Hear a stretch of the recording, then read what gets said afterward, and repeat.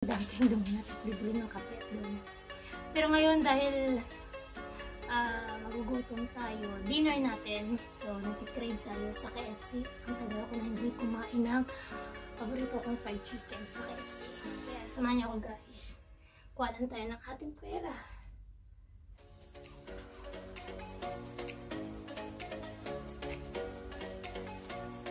Ito. Baon na tayo. Punta tayo ng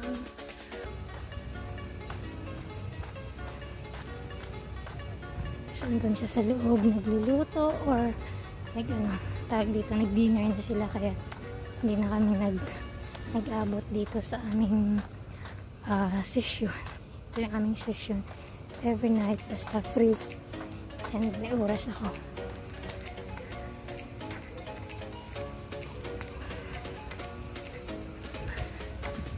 Madilim yung part lang mailaw yung ibang ng chicken, yung fried chicken ng KFC. Yan, dilim na naman, hindi naman tayo makikita. So, labas tayo, punta tayo ng Sarmall. So, kaya pa natin maglakad. Kasi sanay tayo sa ang dilim.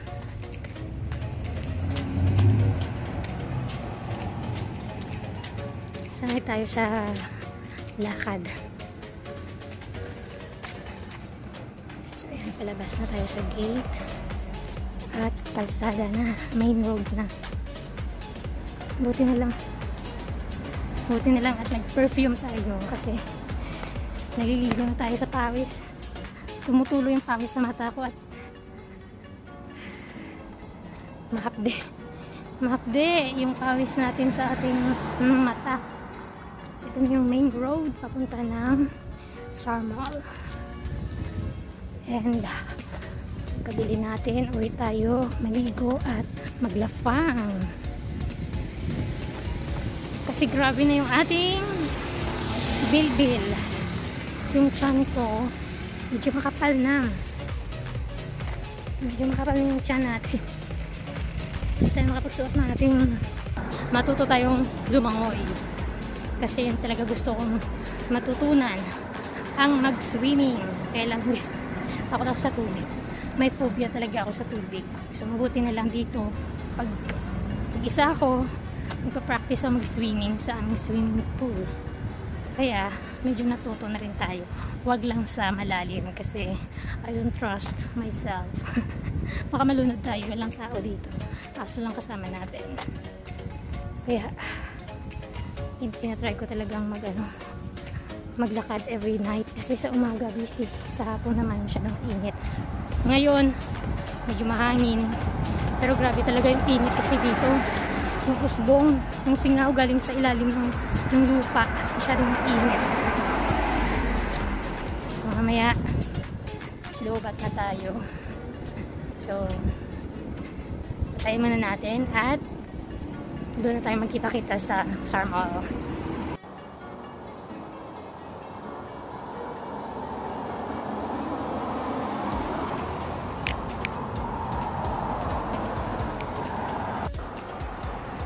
Dito na tayo sa Sarmall. Ay, gutom. Lupay-pay na tayo. Kasi ang haba na inikot natin. Tapos naglakad pa tayo palabas.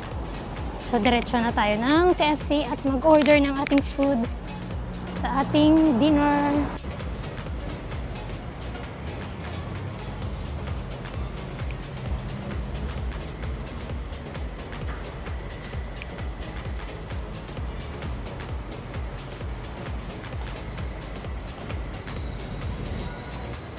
So, bibili tayo ng running shoes doon sa Skechers.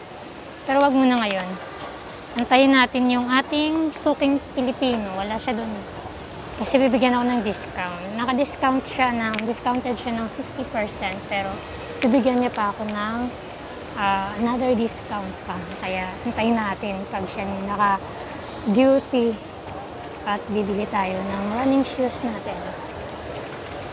So, akyat lang tayo dito sa second floor sa food court.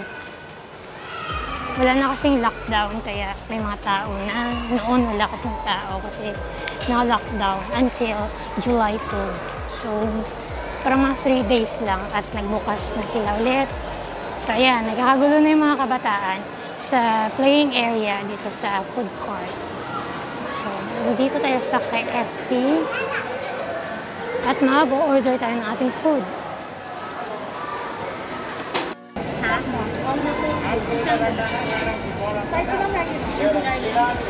Walang sauce.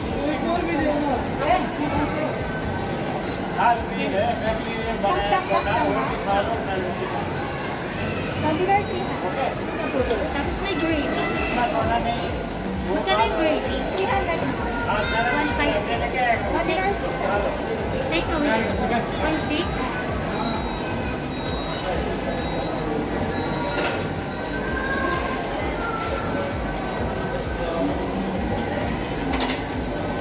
Ilang minutes? 5 minutes na.